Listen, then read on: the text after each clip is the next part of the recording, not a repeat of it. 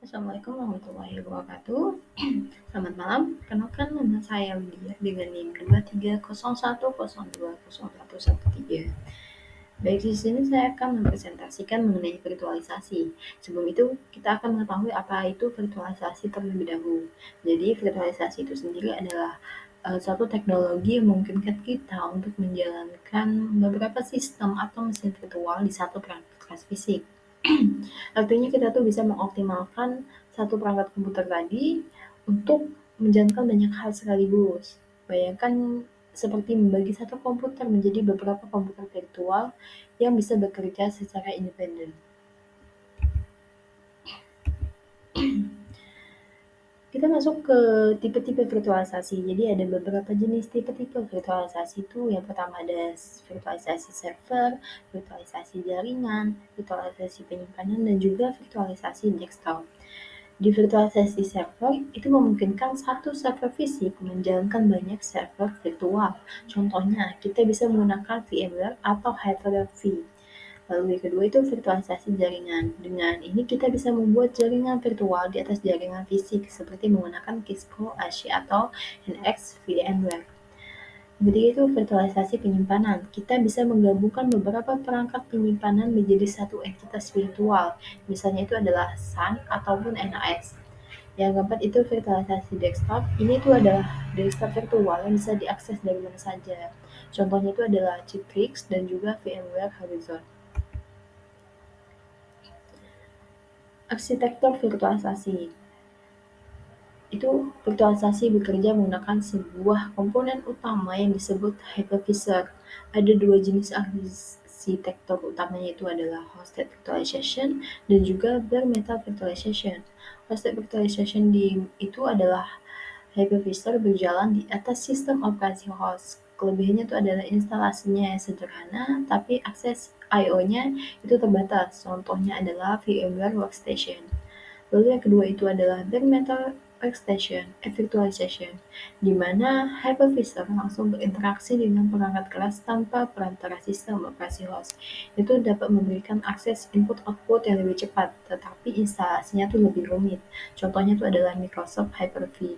Jadi singkatnya, hypervisor ini tuh menjadi penghubung antara perangkat keras dan juga mesin virtual untuk memastikan semua berjalan dengan aman dan juga terisolasi.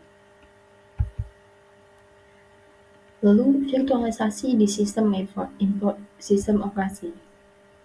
Jadi ada beberapa manfaat dari virtualisasi ini itu memberikan seperti efisiensi biaya. Kita itu bisa mengurangi jumlah perangkat yang dibutuhkan. Lalu ada fleksibilitas, itu dapat sistem jadi lebih mudah dikelola, jadi juga bisa diubah dan diatur sesuai kebutuhan. Lalu yang ketiga itu ada di state recovery, itu untuk kalau terjadi masalah, virtualisasi memudahkan pemulihan sistem karena semuanya sudah terstruktur dengan baik. Untuk jenis-jenis sendiri itu telah yang dijelaskan sebelumnya. Lalu kita masuk ke instalasi dan konfigurasi mesin virtual. Jadi sebelum kita menginstal dan mengkonfigurasinya itu tuh harus memperhatikan beberapa hal. Seperti perangkat keras itu dapat mendukung virtualisasi itu sendiri, seperti adanya Intel VTX atau AMD Heavy. Kita tuh juga butuh perangkat lunak virtualisasi seperti VirtualBox atau VMware. Lalu kita masuk ke instalasi perangkat lunak virtualisasi.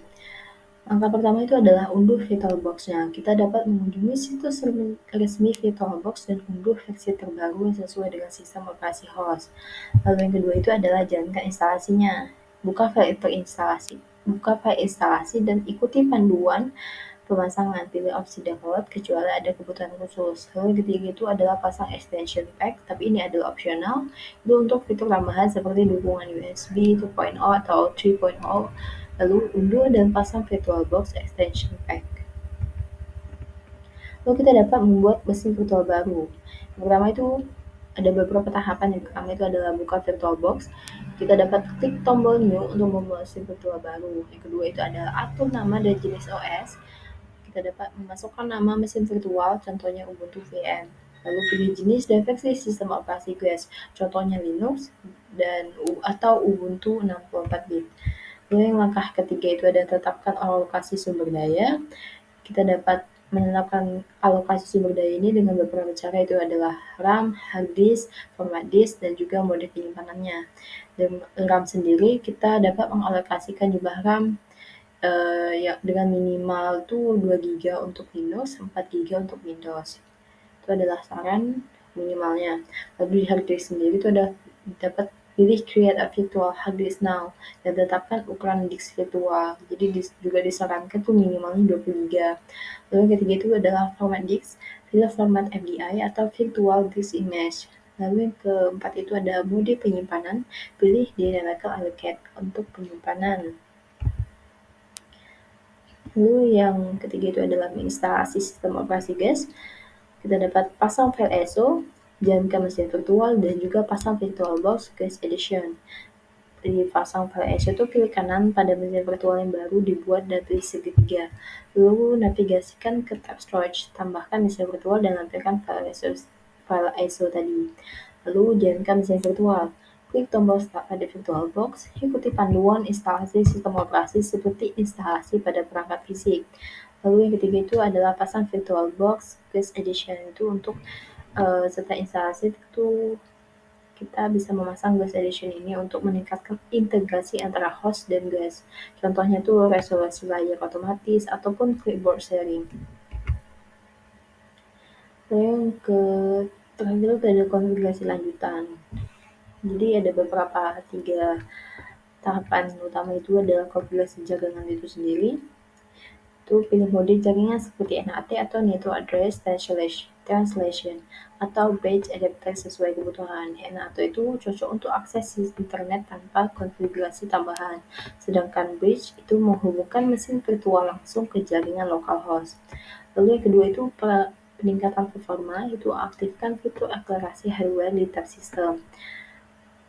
Lalu pilih prosesor. Lalu tetapkan lebih banyak CPU core jika tersedia. Yang ketiga itu ada penyimpanan tambahan. Tambahkan disk virtual tambahan jika diperlukan melalui tab storage. Lalu kita dapat mengoptimalisasi kinerja mesin virtual supaya performanya itu maksimal. Jadi kita dapat melakukan alokasi jumlah CPU dan RAM yang cukup sesuai kebutuhan, gunakan ESD untuk penyimpanan agar lebih cepat, lalu juga mengoptimalkan jaringan memori driver FNIC yang sesuai, dan terakhir tuh jangan lupa untuk rutin melakukan backup dan menggunakan snapshot dengan bijak.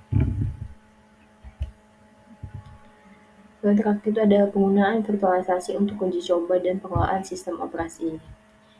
Agar virtualisasi itu kan sangat fleksibel, terutama untuk uji coba dan pengelolaan sistem. Kita bisa menjalankan beberapa sistem operasi di perangkat yang sama, menguji aplikasi dan berbagai versi OS, atau melakukan rollback dengan mudah menggunakan snapshot. Itu dapat sangat membantu dalam pengembangan software atau pengelolaan server tanpa perlu perangkat tambahan. Mungkin sekian penjelasan saya mengenai virtualisasi, terlebih kurang saya mohon maaf. Wassalamualaikum warahmatullahi wabarakatuh.